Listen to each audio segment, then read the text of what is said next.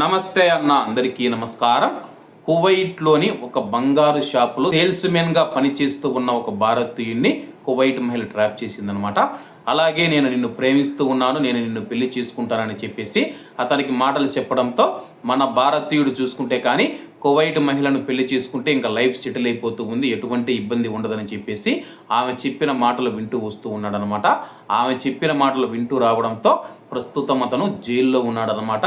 వివరాల్లోకి వెళితే కానీ కువైట్లోని ఒక బంగారు షాపులో సేల్స్మెన్గా పనిచేస్తూ ఉన్న ఒక భారతీయుడు కువైట్ మహిళ మరియు ఆమె యొక్క కూతురుతో కుమ్మక్కయి సుమారు 2 సంవత్సరాల పాటు 8 లక్షల దినార్ల కంటే ఎక్కువ విలువైన బంగారు ఆభరణాలను దొంగిలించాడు. దర్యాప్తులో తేలింది ఏమిటంటే నిందితుడు దొంగిలించిన వస్తువులను పరారీలో ఉన్న ఒక పాకిస్తానీయుడికి మార్కెట్ విలువ కంటే తక్కువ ధరకు అమ్మాడని చెప్పేసి, అలాగే ప్రస్తుతం ఆ యొక్క పాకిస్తాన్ వ్యక్తి అయితే పరారీలో ఉన్నాడు, దేశం బయట ఉన్నారన్నమాట. అలాగే విచారణ సమయంలో ఆభరణాలు దొంగలించడానికి తనకు కువైటీ మహిళకు ఆమె యొక్క కుమార్తెకు మధ్య ఒక ఒప్పందం కుదిరిందని చెప్పేసి భారతీయుడు తెలిపాడు.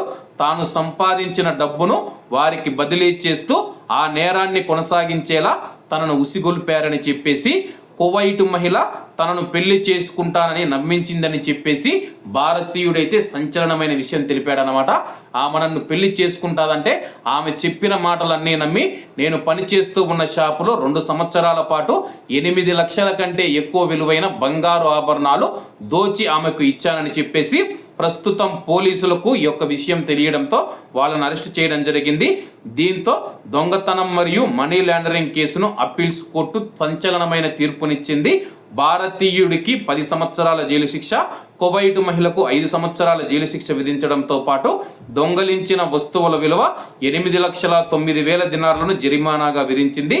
తగిన సాక్ష్యాధారాలు లేని కారణంగా ఆ యొక్క కువైటీ మహిళ కుమార్తెకు 3 ఏళ్ల జైలు శిక్ష విధించిన దిగువ కోర్టు తీర్పును రద్దు చేస్తూ అప్పీల్స్ కోర్టు తాజాగా కువైట్ మహిళ కూతురును మనం చూసుకుంటే నిర్దోషిగా విడుదల చేసింది.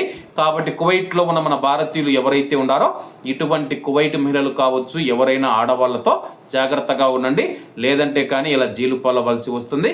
కాబట్టి అందరూ బాగుండాలి, అందులో మనం ఉండాలి. అందరికీ నమస్తే అన్న, జై హింద్.